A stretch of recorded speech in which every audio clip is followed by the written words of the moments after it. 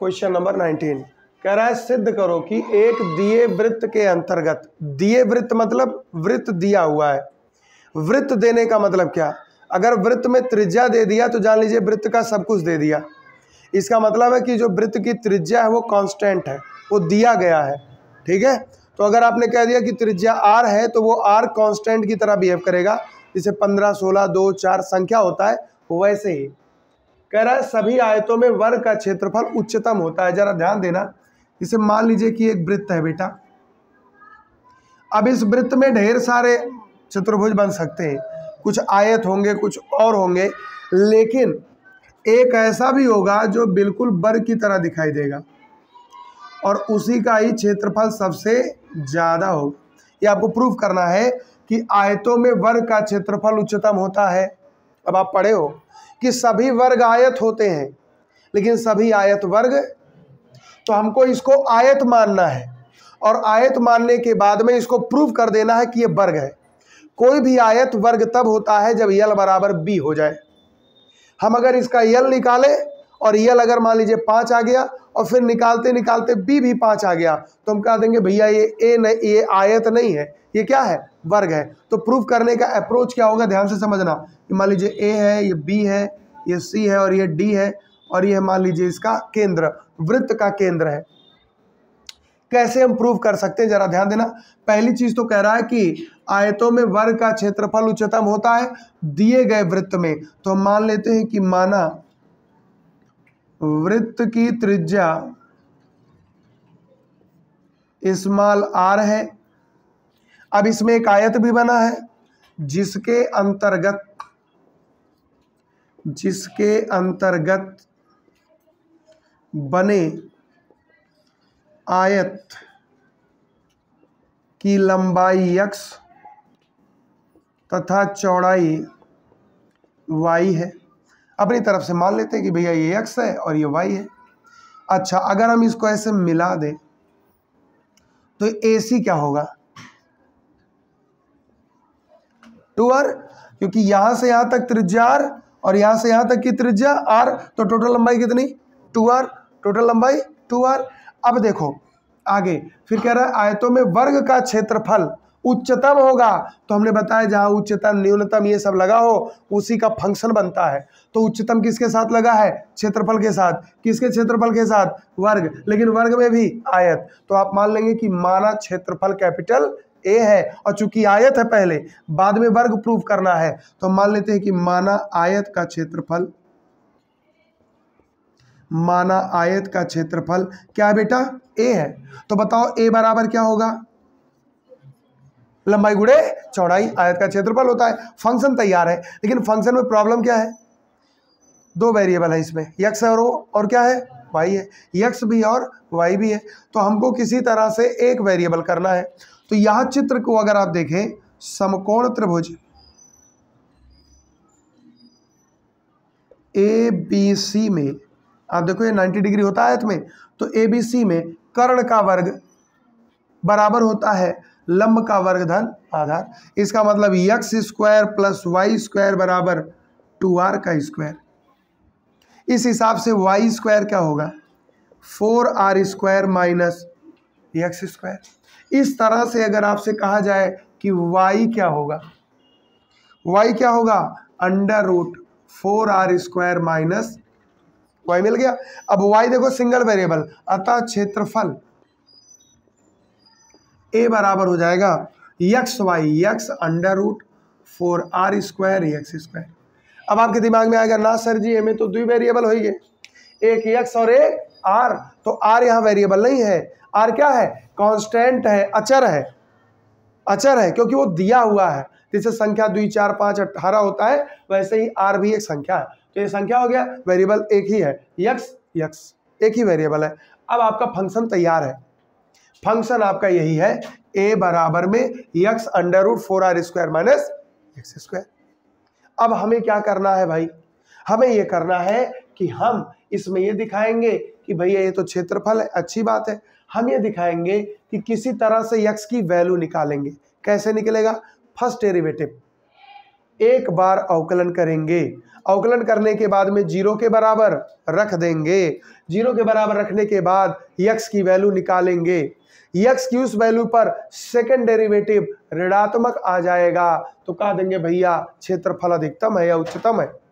ठीक, अब x हमारे पास निकल चुका है, अब उस x को उठा करके यहां रख देंगे तो हमें क्या मिल जाएगा, y मिल जाएगा। अब वो y और वो जो x निकला हुआ है अगर दोनों बराबर आ गए तो आयत में जब लंबाई x चौड़ाई y लेकिन दोनों बराबर है तो वो आयत नहीं क्या है, हेंस प्रूव्ड।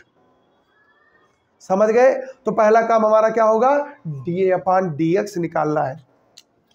तो dA/dx बराबर क्या होगा भाई, f1 बाहर, f2 का अवकलन तो अंडर रूट का होता है 1/2 अंडर रूट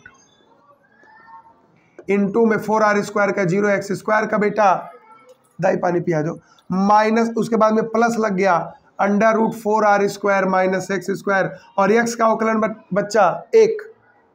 तो अगर आप देखें तो dA/dx थोड़ा समेट दो तो समेटोगे तो हो जाएगा -2x² और उसके बाद में 2 under root 4r² minus x² under root 4r² minus. आप चाहो तो इसको साफ कर दो। एक काम और कर सकते हो, dA/dx को निपटा के सरल कर दो, एलसीएम हो गया under root 4r² minus x², ये यहाँ गुणा कर देगा, ये यहाँ गुणा कर देगा तो ये हो जाएगा -x² प्लस और रूट का रूट में गुणा, रूट गायब तो आ जाएगा 4r² माइनस, सरल करोगे तो हो जाएगा 4r² minus 2x² under root 4r² minus dA/dx मिल गया। समझ गए इतनी बात? अब क्या करना है, x निकालना है तो लिखेंगे भैया माना dA/dx बराबर में 0 तो 0 हो गया तब 4r² minus 2x² under root 4r² minus x² बराबर, बताओ भैया रूट वाला खत्म होगा कि नहीं होगा, है रूट वाला 0 से भिड़ा खत्म। अब आपको क्या मिला, -2x² बराबर -4r², ये 4r² उधर भेज दिया। अब देखो माइनस से माइनस कट गया तो x² बराबर 4r²/2 2 दूना तो x बराबर बेटा, चूंकि ये लंबाई है तो प्लस माइनस नहीं लेंगे, डायरेक्ट प्लस लेंगे, तो प्लस लेंगे तो 2 का क्या हो जाएगा अंडर रूट 2, r² क्या होगा, x बराबर अंडर रूट 2r, ये लंबाई निकल आई। अब हमको क्या चाहिए भैया, हमें ये चेक करना है कि dA/dx x equal to under root 2r पर ऋणात्मक होना चाहिए। तो हमने बताया है कि कभी कभार प्रूफ पहले से पता रहता है तो हम चाहे तो डायरेक्ट भी कर सकते हैं। तो यहाँ पे हम कह सकते हैं चूंकि d2/dx² at x equal to under root 2r is less than 0, अपने मन से समय बचाने के लिए। और अगर आपकी इच्छा है तो इसी का आप u/v लगाओ और d2 निकालो, d2 निकलेगा और उस d2 में x equal to root 2r लगाओ, लगेगा, लगने के बाद में वो ऋणात्मक आएगा। तो जो भविष्य हमको पता हम ही कर दे रहे, समय बचाने के लिए। आपकी इच्छा होगी तो कर लेना। तो यहाँ पे हमारा क्या आ गया, 0 से छोटा, 0 से छोटा मतलब x बराबर अंडर रूट 2r क्या है, उच्चिष्ट बिंदु है, उच्चिष्ट बिंदु है। उच्चिष्ट बिंदु का मतलब x के इस मान पर फंक्शन जो हमने a बनाया है ये मैक्सिमा है, उच्चतम मान देगा। उच्चतम मान मतलब उच्चतम क्षेत्रफल देगा, तो उच्चतम क्षेत्रफल फिक्स हो गया। अब वो आयत वर्ग है ये हमको देखना है, तो आयत वर्ग कब होगा, जब x और y बराबर, x की वैल्यू कितनी रूट 2r, y निकलना है। तो y कैसे निकलेगा भैया, y यहाँ से, कहाँ से, यहाँ से निकाल लो। चूंकि y बराबर है under root 4r² minus x², तो हो जाएगा under root 4r² minus x की जगह पे अंडर रूट 2r का होल स्क्वायर।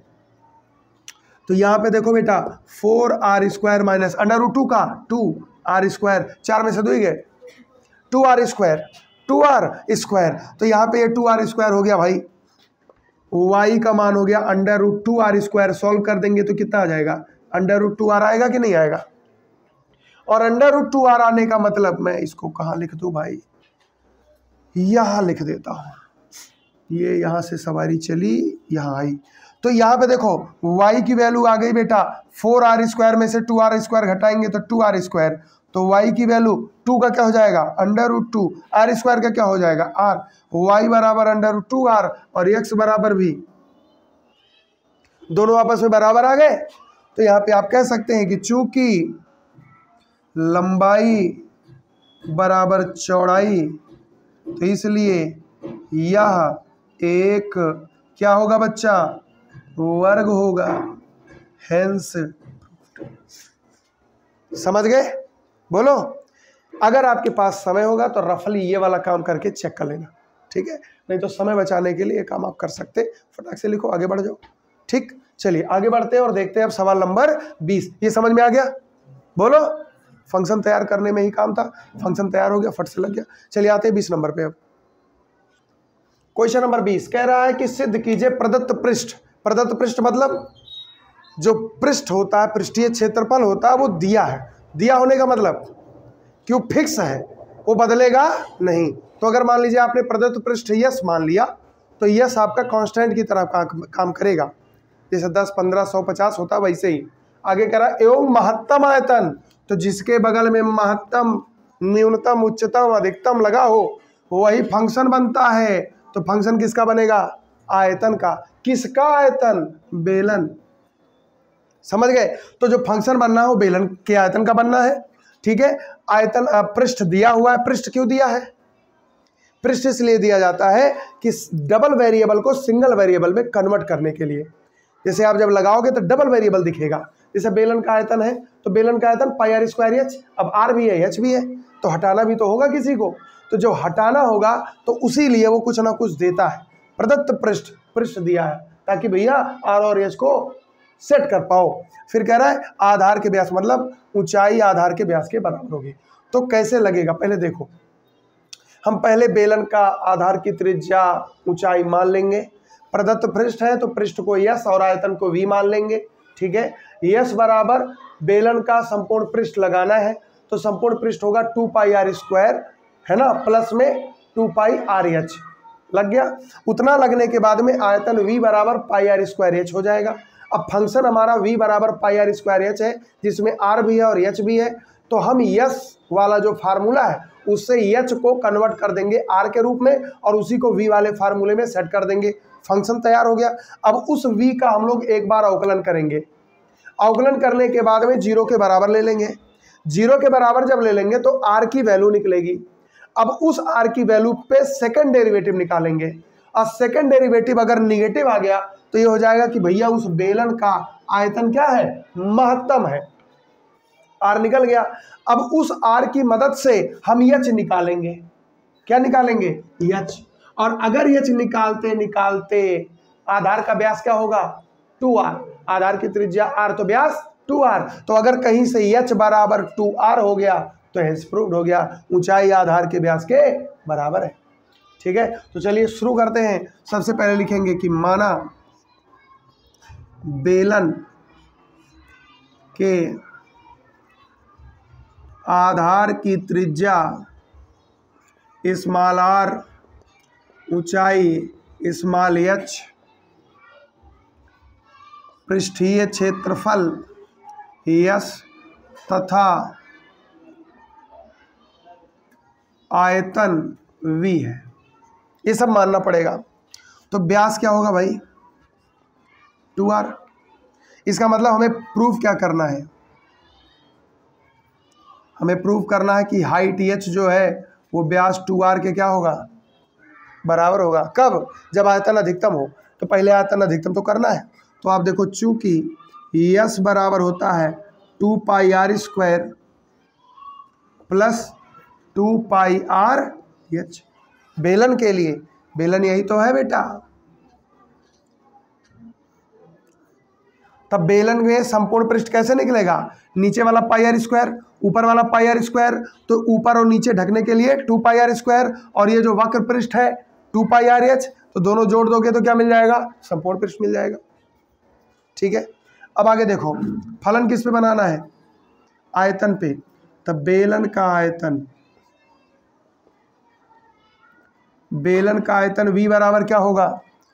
पाई आर स्क्वायर एच, फंक्शन इसी बनना है, लेकिन इसमें आर और एच दो लोग हैं तो हम एच हटाएंगे। एच कहाँ से हटेगा, यहाँ से हटेगा, चूंकि 2 pi r square plus 2 pi r h बराबर है यस,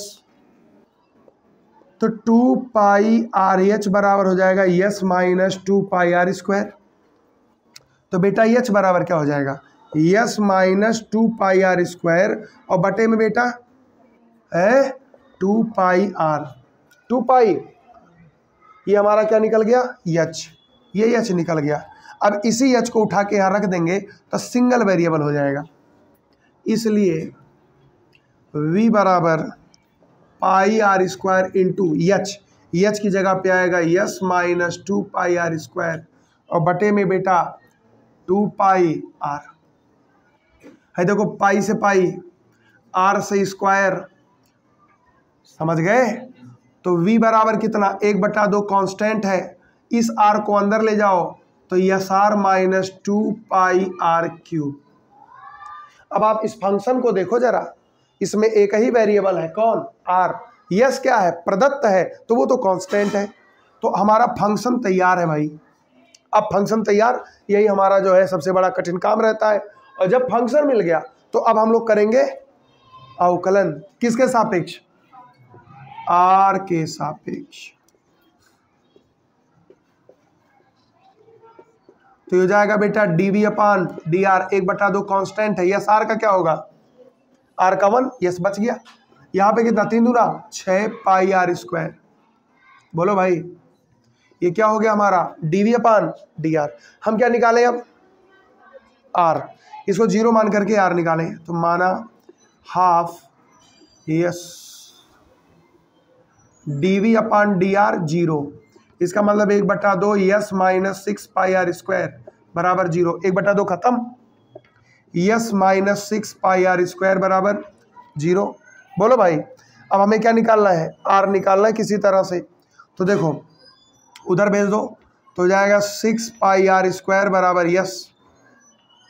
बोलो भाई आर स्क्वायर बराबर यस अपान 6 पाई, आर बराबर अंडर रूट यस अपान 6 पाई, खत्म, आर निकल गया, आर निकल गया। अब इस आर पर हम d2 चेक करेंगे, तो ये बताओ dv अपान डी आर कितना है, half S minus 6 pi r square है, तो d2v upon d r square क्या होगा, हाफ तो बाहर ही रहेगा, यस का 0, और इधर 6 दूना माइनस 12 पाई आर। अब इसमें आप r की जगह पे ये लगाओगे तब भी तो ये निगेटिव आएगा,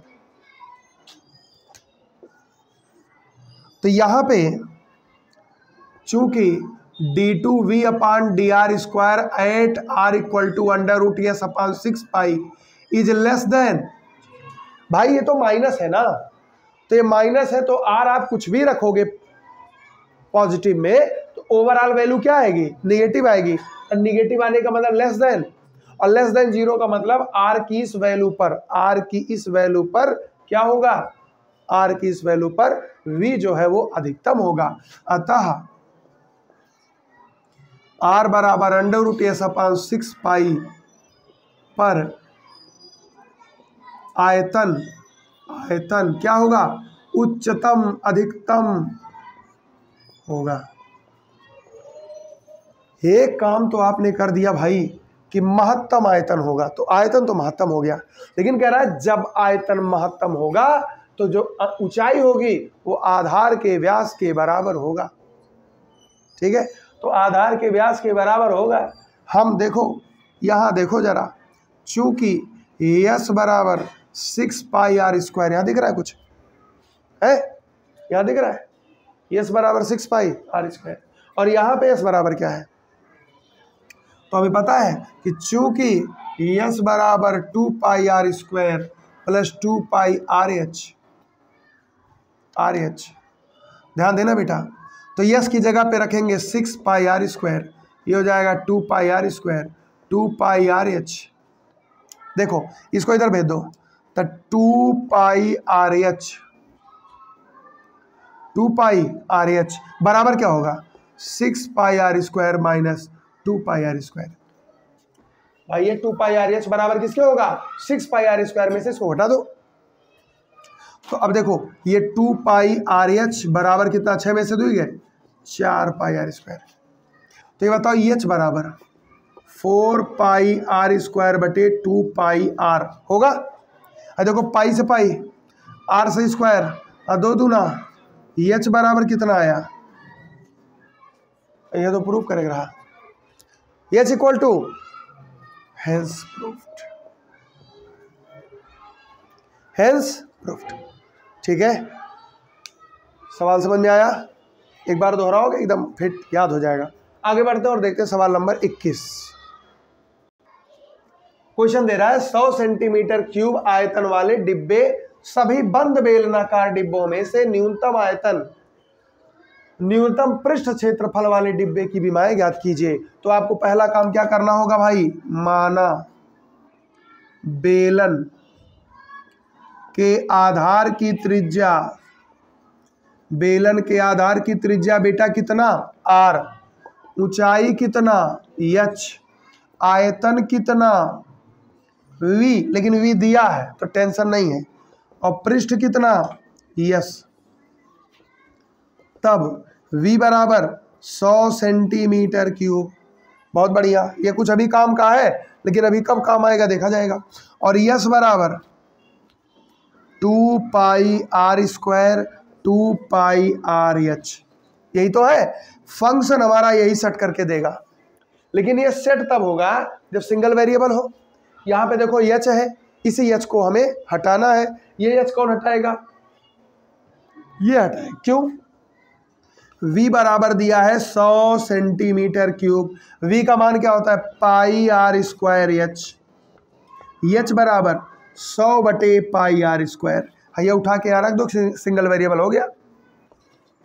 तो चूंकि यस बराबर है 2 pi r square plus 2 pi r h तो जाएगा बेटा यस बराबर 2 pi r square plus 2 pi r into h की वैल्यू कितनी 100 by pi are.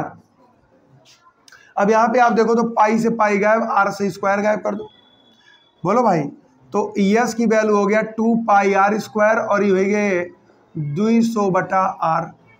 Function fit है फलन तैयार। अब इस फलन में आप अगर देख पाए तो एक ही वेरिएबल है कौन आर। कैसे अब आगे काम होगा आगे काम कैसे होगा इतना प्रैक्टिस कर चुके हैं। आगे क्या होगा D S upon d are निकालेंगे कुछ निकलेगा वो D S upon d are को किसके बराबर लेंगे 0 के बराबर। वहां से आर की क्या निकलेगी वैल्यू निकलेगी। उस आर पर हम d two S upon d r square निकालेंगे और वो पॉजिटिव आना चाहिए कि निगेटिव पॉजिटिव क्योंकि न्यूनतम की बात कर रहा है पॉजिटिव आ जाएगा। जब पॉजिटिव आएगा तो हम एच निकाल लेंगे। एच कहाँ से निकलेगा यहाँ से निकलेगा समझ गए बात। तो हमें क्या निकालना है d S upon d r. 2 pi r square का कितना होगा 4 पाई आर होगा बोलो भाई। और यहाँ पे देखो 200 तो बाहर हो गया 1 बाई आर का क्या होता है -1 बाई आर स्क्वायर। फार्मूला याद करो। तो यहाँ से D S upon d are हो गया बेटा 4 पाई आर और ये हो गया -200 अपान आर स्क्वायर। अब आर निकालना है तो क्या करेंगे माना d S upon d r बराबर तो ये हो जाएगा 4 pi r -200 upon r square equal to होगा। ये आर यहाँ भेज दो तो जाएगा 4 पाई आर क्यूब -200 और बटे में आर स्क्वायर बराबर आर स्क्वायर यहाँ गया और ख़त्म। तो 4 पाई आर क्यूब बराबर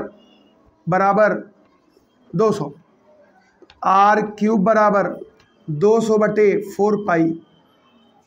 अब आप चाहे तो 4 से काट दो कितना आएगा भाई कितना आएगा 50। तो आर बराबर कितना आएगा आर बराबर होगा बेटा क्यूब रूट 50 अपान पाई ऐसे कहिए या 50 बटे पाई 1/3 ये हो गया इसका आर।